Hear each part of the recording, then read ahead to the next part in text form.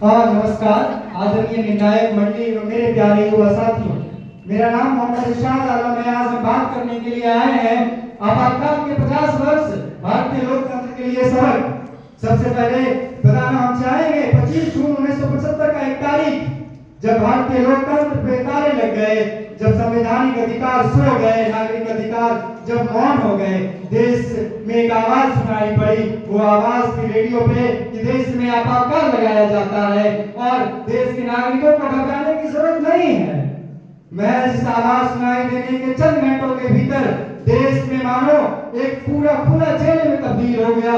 लाखों लोग, लाखों नेताएं, लाखों की संख्या में आवाजें को कैद कर ली गई, मानो देश खुला जेल में तब्दील हो गया हो। ये आवाज के महज चंद घंटों के बाद की स्थितियां थी और भारतीय लोकतंत्र के अध्याय में ये भारतीय लोकतंत्र पर, आत्मा के ऊपर एक सीधा सीधा कुठाराघात था। वो कुठाराघात ऐसा था जो भारतीय संविधान की नींव को हिला डाला। वो भारतीय संविधान की और कह सकते हैं कि उसकी जो आत्मा थी उसको झकझोर के रख दिया। देश में मानो एक ऐसा हाहाकार मच गया।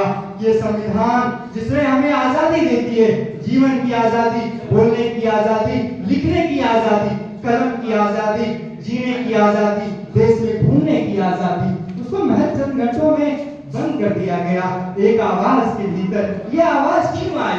आखिर इसके वजह क्या थी? ये आवाज थी वो एक न्यायालय का निर्णय जो तत्कालीन सत्ता को चुनौती दिया और तत्कालीन सत्ता के पास अपनी कुर्सी को बचाने के लिए एकमात्र रास्ता था।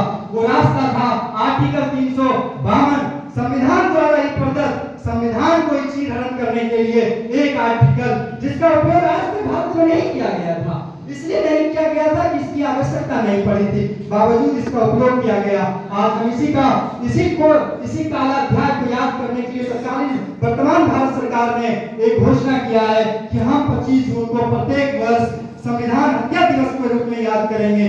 इसी को याद करने के लिए और इसी को मनाने के लिए आज हम आपातकाल के 50 वर्ष मना रहे हैं। ये भारतीय लोकतंत्र के लिए एक गहरा सबक है। इसी बिहार की धरती सबक देती है देश को कि जब जब संविधान पे हमला होगा, बिहार से एक आवाज गूंजेगी, सिंहासन खाली करो कि सत्ता सिंहासन खाली करो कि जनता आती है।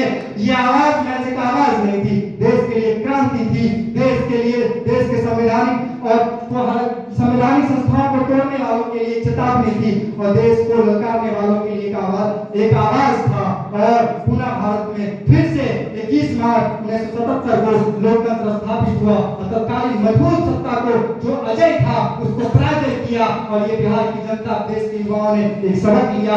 अंत में हम कहना चाहेंगे धन्यवाद। जय बिहार, जय लखीसराय, जय युवा, जय भारत। धन्यवाद।